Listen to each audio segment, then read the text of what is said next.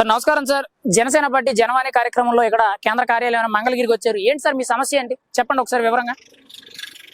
జనసేన కార్యాలయం రావడం ముఖ్యమైనది ఏబిసిడీలు గ్రూప్లో ఎస్సీలకు ఏ గ్రూప్ ప్రకటించడం వలన దానికి కృతజ్ఞతగా మేము వచ్చి మేము పవన్ కళ్యాణ్ గారికి అభినందనలు తెలియపరచడానికి వచ్చాము.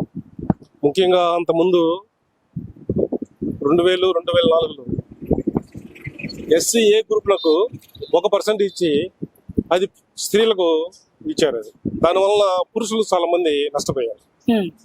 ఇప్పుడు రాబోయే వర్గీకరణలో పురుషులు కూడా సమానమైన న్యాయం చేకూరుస్తారని ముఖ్యమైన డిమాండ్ తో మేము అంటే మీరు రిజర్వేషన్ పర్సెంటేజ్ అనేది మగవాళ్ళు కూడా కల్పించాలి, అది కూడా కొంచెం పెంపొందించాలని అడుగుతున్నారు. అయితే అవును, అది మరి అక్కడ జనవాణి కార్యక్రమంలో మీరు ఆర్జీ పెట్టారు కదా, ఏమైనా స్పందించారు అక్కడ?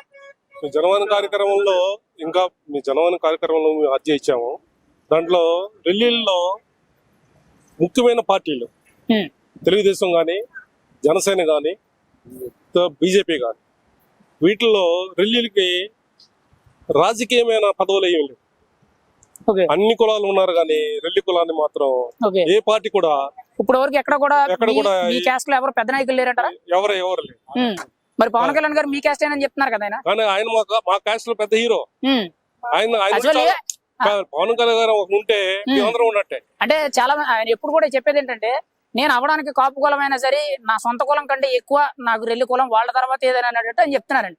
ఆయన మీరు ఎలా ట్రీట్ చేస్తారు? అంటే అంత పెద్ద నాయకుడు మిమ్మల్ని అసలు మీరు ఇవాళ రెల్లి కులస్తులు ఉన్నారంటే, ఇలా మున్సిపాలిటీ కార్మికులు అంటే పలానా పని చేస్తారని బయటకు తెలిసింది ఆయన వల్ల, ఎలా ఫీల్ అవుతున్నారు అంత పెద్ద నాయకుడు మీకు సపోర్ట్ చేయడం అనేది? అందువల్ల చాలా సంతోషం అండి. మేము ఎప్పుడు ఆయనకి రుణపడి ఉంటాము.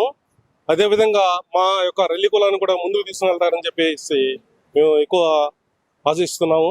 అందువల్ల మీ ద్వారాగా పవన్ కళ్యాణ్ గారికి ఈ విషయం తీసుకుని చెప్పేసి ప్రార్థిస్తున్నాం. మా కులాన్ని కూడా రాజకీయంగా నామినేట్ పోస్టుల్లో గానీ అన్నిట్లో గానీ మమ్మల్ని దృష్టిలో పెట్టుకోవాలని చెప్పేసి వ్యక్తులు ప్రార్థిస్తున్నాం. రైట్ సార్, ఖచ్చితంగా మీ కులాన్ని అభివృద్ధికి కానీ లేకపోతే ఖచ్చితంగా కింద స్థాయి ఉన్న వాళ్ళు పైకి లేపడానికి అయితే మీరు పవన్ కళ్యాణ్ గారిని ఒక పరిష్కారం అడుగుతున్నారు అన్ని విధాలుగా. అవును, అదే విధంగా అడుగుతున్నాము. 1% కాకుండా 3% గా ఇచ్చి దాంట్లో జనరల్ చేసి దాంట్లో పురుషులను కూడా ముందుకు తీసుకురావాలని చెప్పేసి మేము ముఖ్యంగా ప్రార్థిస్తున్నాము. తర్వాత రాజకీయంగా, తర్వాత ప్రభుత్వం యొక్క నామినేట్ పోస్టులో కానీ దేంట్లో కానీ రెల్లిని కూడా దృష్టిలో పెట్టుకొని మమ్మల్ని కూడా ముందుకు తీసుకురావాలని చెప్పి మేము మిక్కులి మా పవన్ కళ్యాణ్ గారిని మా యొక్క సంఘానికి, మా యొక్క కులానికి అన్నిటికీ ముందున్నాడు కాబట్టి ఆయన ఈ యొక్క నిర్ణయాన్ని ముందుకు తీసుకురావాలని చెప్పేసి మేము ఏదో ఆశిస్తాం. Right sir, thank you.